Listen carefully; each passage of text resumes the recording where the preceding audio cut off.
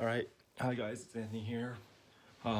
So today is a little bit of day off, so I think I'd do some game analysis for you guys. I can't actually see my screen because it's being held up by a stand right now. So hopefully you guys can see what's happening. Let's try to find field dimensions. It'll make it easier for us to talk about. I don't need them, but it's just easier if I have them. And this is not for... This is what I think is going to be, I don't know, something fairly generic that most good teams have come up with already. I'm just making this so that newer teams might actually have a chance of sort of getting into it and sort of like understanding nuances of the game, I guess. It's not loading. I love it. Okay, audience view, come on. Load. Today we have a video where we wait for Anthony's iPad from 2012 to load a web page. Amazing. I love this too. Come on now, do your thing. Come on, load. Okay, you know what? We're going to start without it. So this is our field. You have red and blue. You have your three flags in roughly that position, not to scale, and you have the three alliance platforms. From what I remember correctly, this is roughly 36 inches this length, and that's also roughly 36 inches there. This is, I have no idea, but it's definitely more than 36. Oh, did it load? Oh, nope, still not loaded. Okay, so ideally you have two robots here, and another robot here, and another robot somewhere there. Probably like here. I don't remember exactly, and that doesn't matter. So for autonomous, there's generally a few things you can do. Obviously, you can score this set of flags here for your side, or if you know that these guys have an autonomous that scores this flag, you can wait for them to score and then de-score it and like cancel out their score, which honestly might be more viable, especially because you can probably get anywhere from 3 to 4 balls in auton done. So you can take down these two high flags and then take down these two high flags and then toggle a low flag. Your partner in the back can then do the center flags, or if this guy can even shoot the low flags, that might even be worth it, and that's probably a not bad auton just to start with. I don't think auton is going to be particularly important this season. I think it's something I could easily make up. Obviously it'll be better to have, but I don't think we should go too much into it. I haven't seen anybody center parking auton yet. I don't think center parking auton is a good idea. You run the risk of falling off and landing on a tile. So just person in the back, score a cap here and a cap there, and then maybe 2 low flags. Person in the front, high flag, high flag, high flag, high flag, flip a cap or something. And then one of these two goes park along here. Preferably the person in front. The person in the back should go and wait at this line and be ready to score these two, what are they called, caps, as well as the high one. So I feel like for the high caps, once you get them scored, there won't be that many teams that can take them off, just because it's so high and a lot of people are saying it's not worth the time.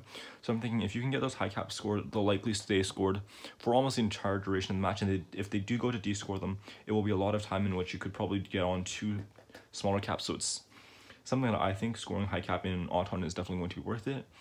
I think that having robot specialization is going to be important. So having the front robot do only the flags and having the back robot focus mainly on the caps, that's a really big part of the strategy, because that way this guy can be really fast at getting the balls. So I'm thinking in a faster paced game, having balls, this is mostly going to be the area where there's balls, right? So you have to get around this area pretty fast. That area is not very big. One robot moving back and forth along this center line can easily defend this side. If this robot is here, shooting this set of flags is very difficult. You have to be probably here at least to shoot those flags, and once you're here, that other robot can push you sideways and then you can no longer take your shot.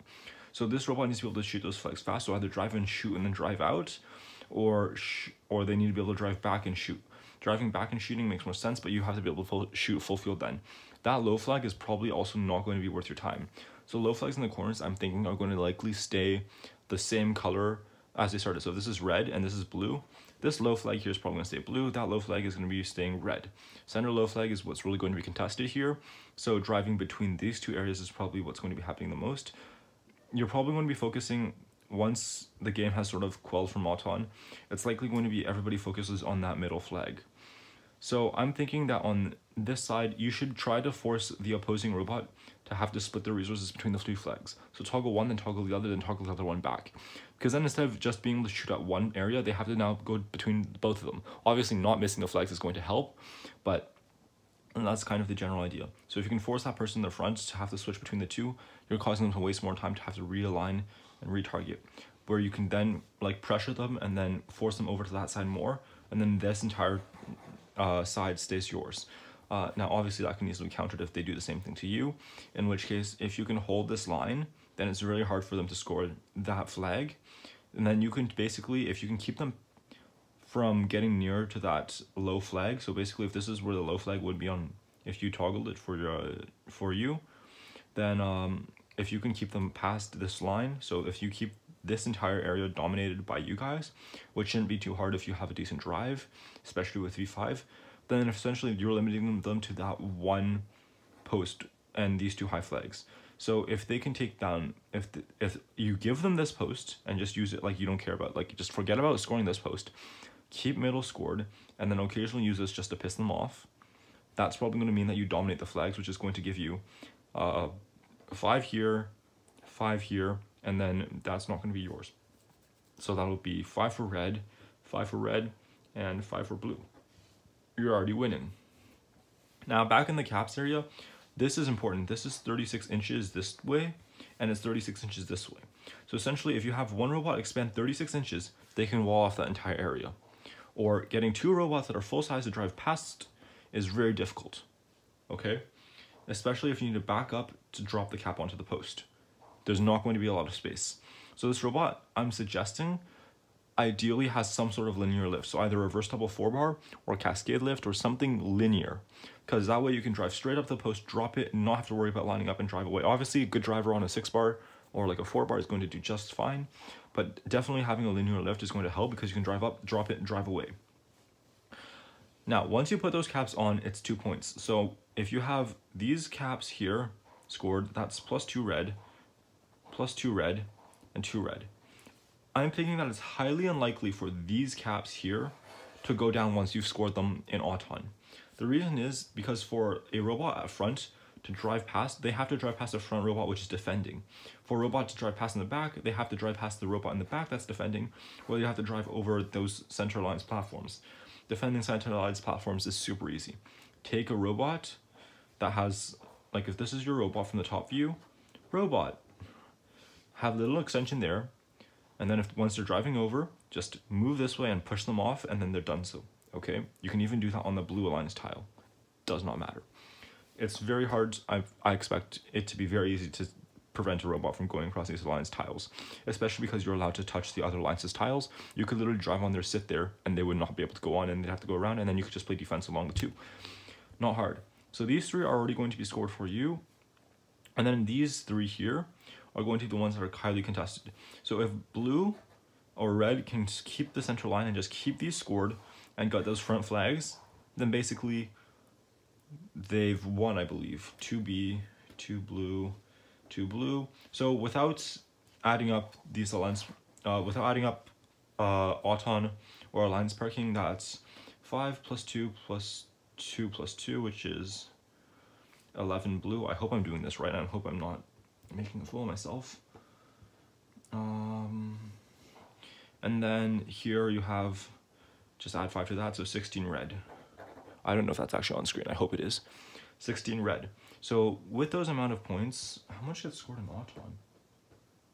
Hold on. Is it 4 points for Auton? I'm not sure. Give me a second. Come on, game manual load. So however many points it is in Auton, add, let's say blue on that. So add that to blue. So I'm gonna go here. And then I'm going to go game manual. Yeah, can you see this? I do not know if you can see this. So While we look up the score for Auton, there are 2 more caps remaining. So if you score those, if you can keep those in like this area here where the robot's never going to get to and score from your side, that's going to be +2 red. So now you're at 18 red without Auton bonus or parking. Hold on, give me a second.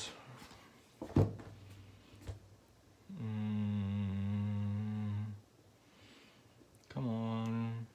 Where am I looking for? What am I looking for? What am I looking for? What am I looking for? What am I looking for? Come on, come on, come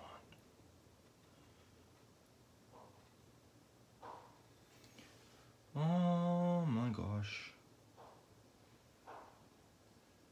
Did I move past it? I literally don't know where to look in the manual. Hold on. I wish there was Control F on the iPad.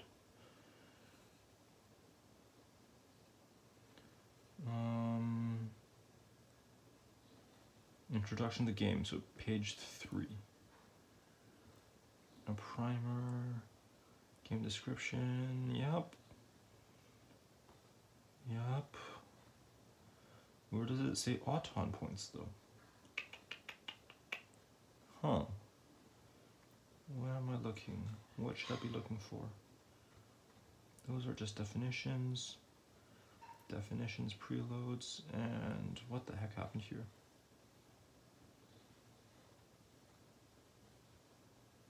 Trapping, scoring. Winning autonomous bonus is 4 points. So let's say blue did win autonomous, that would be +4 points.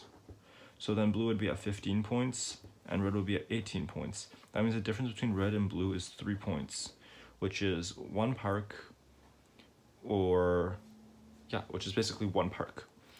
So with that in mind, if red at this point were to let blue center park, they would lose. I believe. If blue, because I'm assuming if blue center parks, they also alliance park. That seems about right. So that means that red would lose by a deficit of 3 points. However, if red is able to keep blue from parking there and blue does park here and red does park there, then red essentially wins. And that's really, I feel like, what this game is going to come down to. So it's control your half of the field. So in terms of caps, that's these 3 back here. And in terms of flags, that's make sure this one stays scored. Try to push caps into this area here, where it's going to be hard for the other team to get. And then try to dominate that center structure. Because if, let's say we split this field into 2, let's say that between the flags here and the caps there, it's the exact same on each side. The only point difference swing is going to be these center flags here and this center platform. So if all the flags are toggled for 1 color, that's 5 points for that color. And if it's center parked, it's 6 points for that color. So if there was no autonomous bonus, so it was like a tie autonomous, which might happen because, you know, autonomous is difficult, then it's very likely that one team dominates all of these and the other team parks here. And then whoever parks here wins.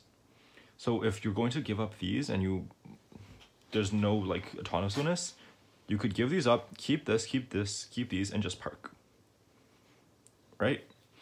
But then if you did lose autonomous, you would need, let's do some math. That'll give you 1 point. You would need a high flag here and a low flag there as well, which might be a little bit more difficult, especially because if you think about it, high flags are easier to score. So defend this line. It's really hard for robots to drive past you when you're here, because you can move back and forth along this line and they can't drive past you. And then if they're trying to get past you to get to balls, then that means that they can't even shoot because they don't have balls, right? If they're trying to get past you to, or if they're going to shoot from here, it's also easy for you to shoot from there because, you know, you can still make that shot. This shot for this entire set of blue, if the team really does want to win and you have a cat bot back here that can shoot flags, if both the flag bots are up here, then this cat bot has enough freedom to go over here, grab a ball, and come back and make this shot as well. And that could definitely swing the entire game. But if you leave this defending position, then you're leaving all these caps vulnerable, and having a lift that goes up, flips the cap and drops it back down, it takes like half a second to do that. So as soon as they drive away, that opposing blue robot can come in and take those caps. So I really doubt that you need a cap bot that's able to shoot, because if you're back here, you defend this line, you win this half, they win that half. You could probably push it to here, where you take this post and that post, but then you're running the risk that they could easily just go over and run across the lines parking platform. So then it depends on if they can or cannot go across that platform. And I have no idea how long this video is, but hopefully that's not too long.